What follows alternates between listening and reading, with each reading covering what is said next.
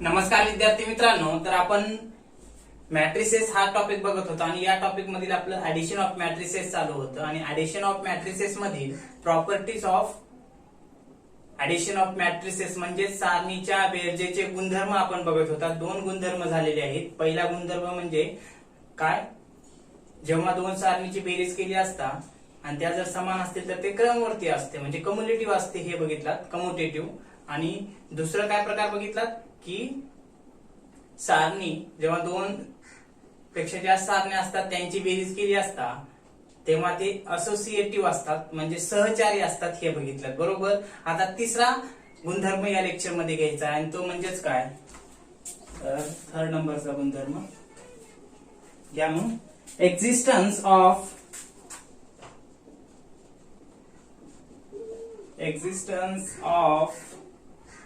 additive additive existence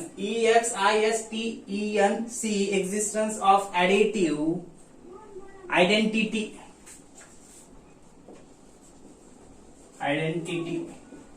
त्याला लिहून घ्या, बेरजेचा अविकारी घटक, बेरजेचा अविकारी घटक म्हणजे बेरजेचा अविकारी घटक का म्हणतात, जेव्हा दोन सारण्या दिलेल्या असतात आणि एक सारणी ही काय दिलेली असते, संख्येच्या स्वरूपात दिलेली असते आणि दुसऱ्या सारणीमध्ये काय झिरो सारणी दिलेली असते म्हणजे शून्य सारणी दिलेली असते। बघा त्या ठिकाणी काय, एखाद्या सारणीत त्याच क्रमाची शून्य सारणी मिळवली असता ती सारणी कायम राहते, म्हणून शून्य सारणीला बेरीज करताना अविकारी घटक म्हणतात।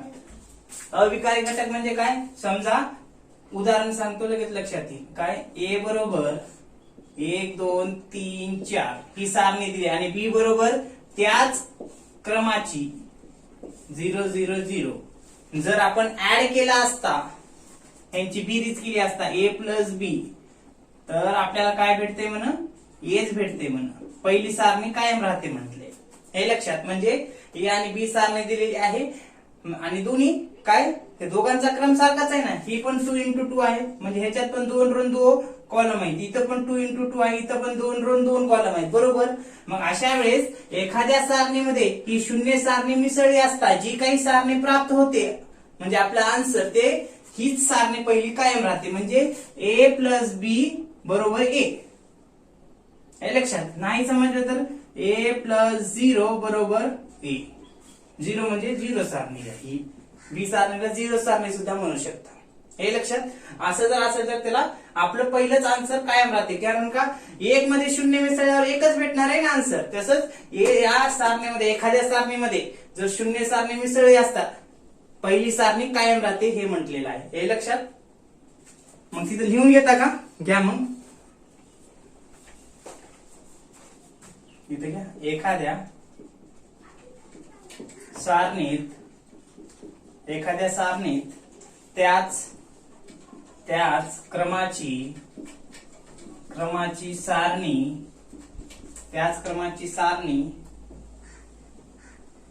त्याच क्रमाची शून्य सारणी मिळवली असता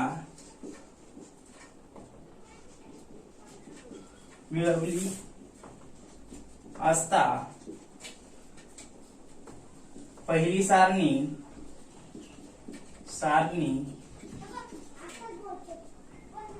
कायम राहते म्हणून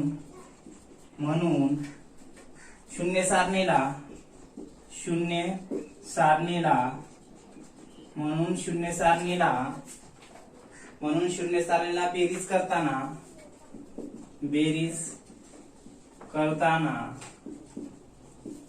करताना अविकारी घटक म्हणतात, अविकारी घटक म्हणतात। एवढी एक दोन वड्या लिहून घ्या म्हणजे लक्षात येईल। काय, एखाद्या सारणीत आता ही सारणीमध्ये 1 2 3 4 दुसरंही देऊ शकतात, त्या संख्येमध्ये ए सारणीमध्ये जर दुसरी सारणी जर मिसळली किंवा मग शून्य त्याच क्रमाची शून्य सारणी ऍड केली तर काय आपल्याला पहिली सारणी कायम राहते म्हणजेच या ठिकाणी शून्य सारणीला अविकारी घटक म्हणून म्हणतात. मग घ्या तिथं काय ह्याच्या खालीच घ्या if matrices are conformable COMFORMABLE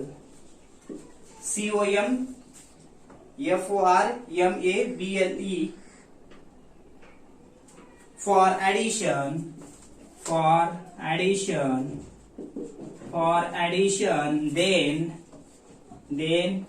A plus 0 is equal to 0 plus A is equal to A.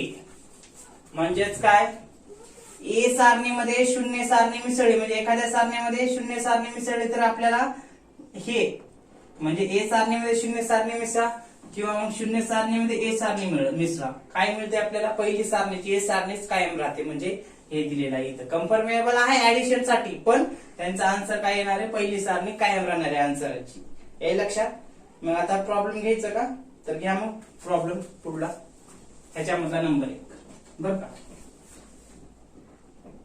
A is equal to लक्षात येईल तुम्हाला A इज इक्वल टू 1 2 3 4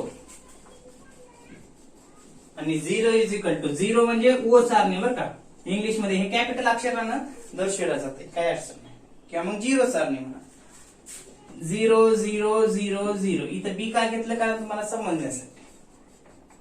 मग घ्या फाइंड इथं फाइंड A प्लस O किंवा मग 0 बरोबर 0 प्लस A ह्याच्या पुढेच घ्या इज A. additive identity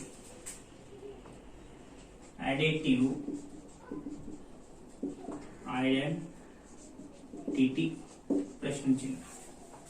हे लक्षात येईल का. मग काही नाही ऍडिशन करायची घ्या मग A अधिक B काढा आधी म्हणजे लेफ्ट हँड साइड आपण म्हणतो A प्लस B घ्या मग 1 प्लस 0 2 प्लस 0 3 प्लस 0 4 प्लस 0 मग इथं लिहितो A अधिक B बरोबर काय येईल आन्सर 1 2 3 4. आ लक्षात A प्लस B बरोबर काय आलं मग A 1 2 3 4 त्याला नंबर 1 द्या. आता लगेच राईट हँड साइड काढून घ्या म्हणजेच B प्लस A. मग आधी डायरेक्ट ऍडिशन करतो आता 0 plus 1 0 plus 2 0 plus 3 0 plus 4 B plus A म्हणजे आधी बी सारणी घेतली म्हणजे 0 सारणी बरं का. इथं सॉरी काय करा इथं बी नाही घ्यायचं आपण काय करावं लागेल इथं 0 सारणी घ्यावी बरं का. क्या मग आन्सर 0 प्लस ए बरोबर 1 2 3 4 ह्याला 2 नंबर द्या आणि इथे एक लाईन लिहून घ्या मग खाली काय from the equation from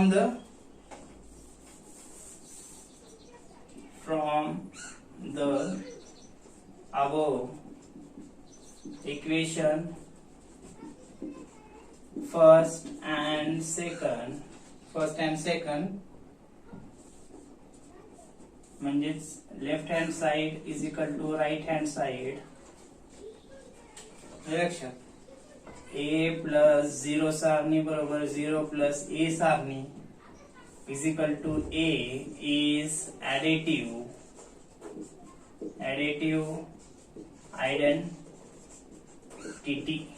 identity.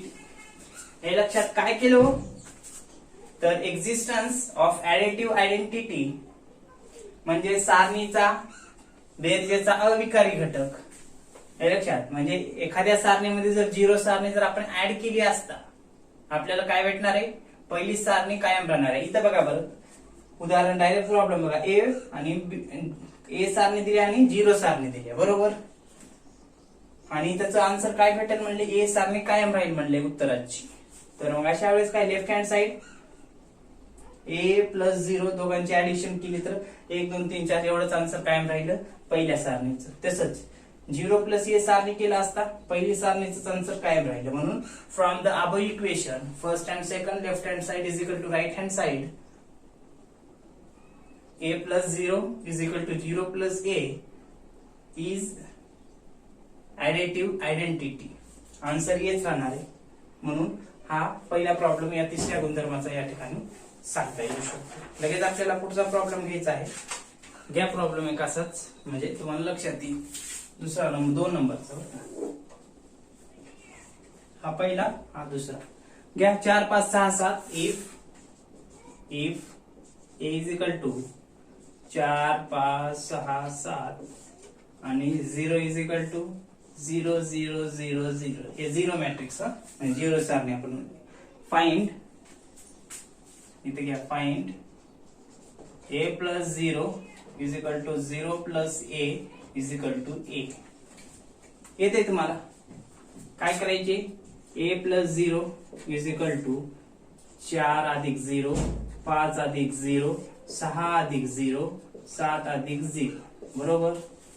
घ्या मग आन्सर काढून a प्लस 0 सारणी मग 4 5 6 7 याला 1 नंबर द्या. त्यानंतर 0 प्लस a बरोबर काय 0 plus direct answer 4 0 plus 5 0 plus 6 0 plus 7.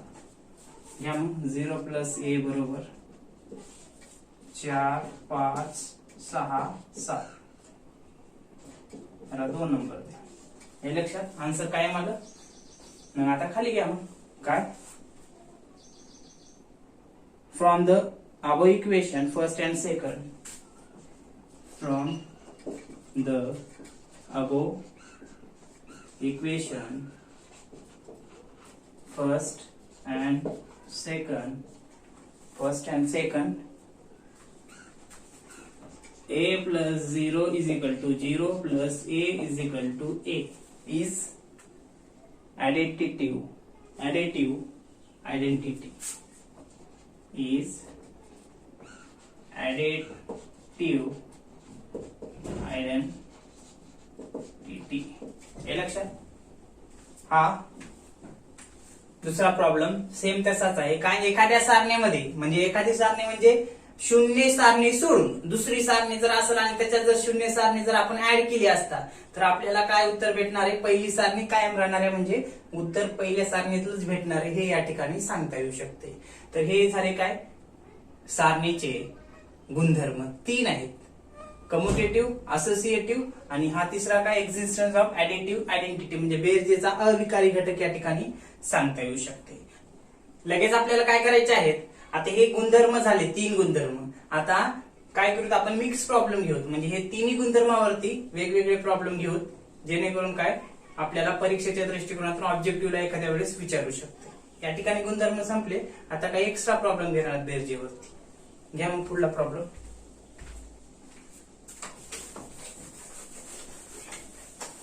गुणधर्म झाले बरं का बेरजेचे 3 गुणधर्म आहेत.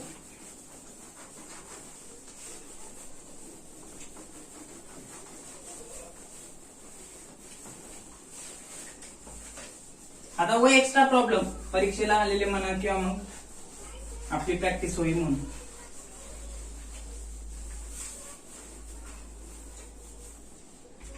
घ्या मग फाइंड a प्लस बी.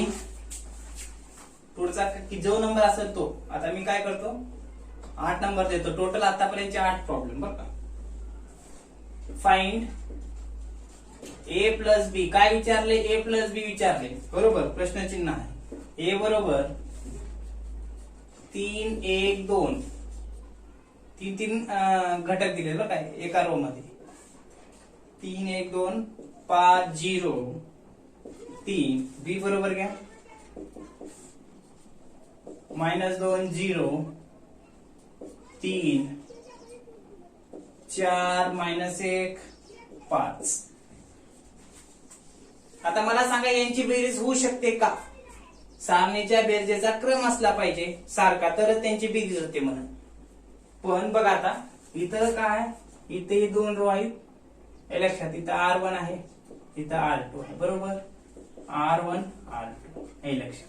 आता इथं C1 C2 C3, इथं C1 C2 C3, बरोबर. आता इथं काय, मला सांगा, 2 रो आहेत आणि 3 कॉलम आहेत, बरोबर. उभे कॉलम असतात, आडवे रो असतात. मग अशा वेळेस यांची बेरीज होते का? तर बेरीज होते. का बेरीज होते? कारण घटक इथं जेवढे घटक आहेत तेवढेच तिकडे घटक आहेत ना, तर त्यांची बेरीज होते. मग ही सारणी कशी आहे? 2 into 3 आहे. ही पण 2 into 3. 2 into 3 म्हणजे 2 रो आहेत, आडव्या म्हणजे रो, आणि 3 कॉलम आहेत, आणि 2 into 3. अशा वेळेस बेरीज होते.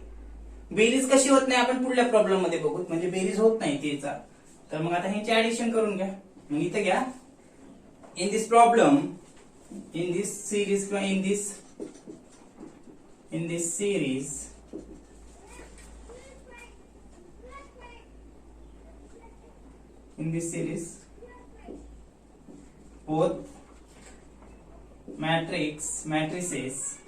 both matrices are 2 into 3. So it is addable.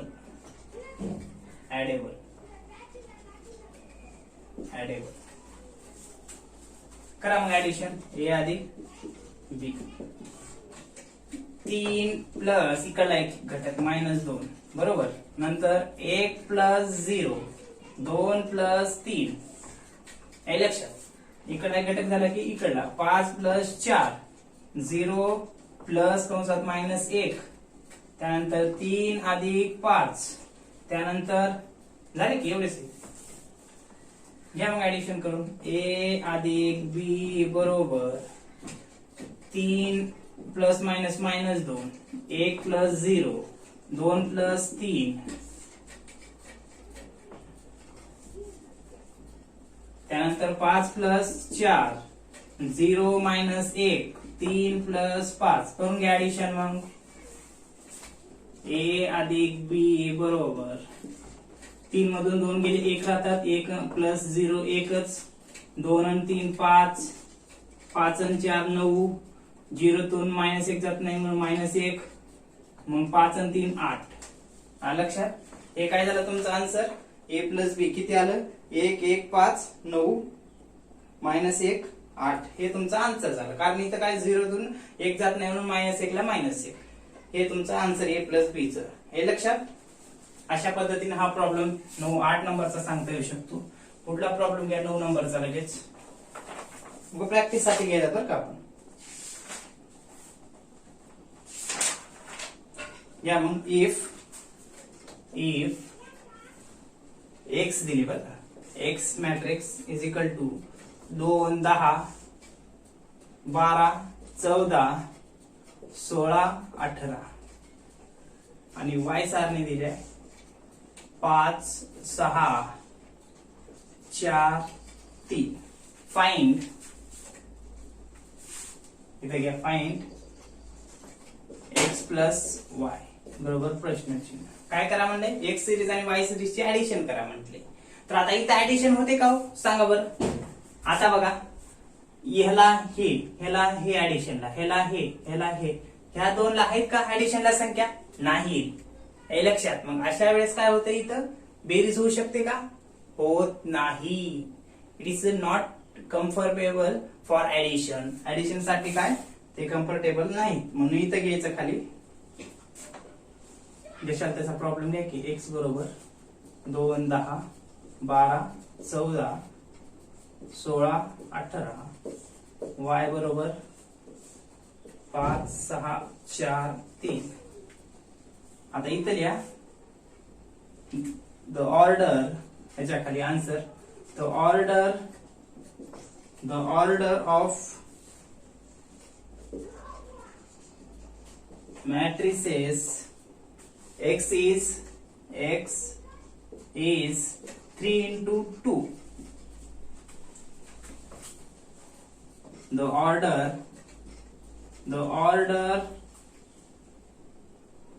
of Y matrices is 2 into 2. Hence x plus y is not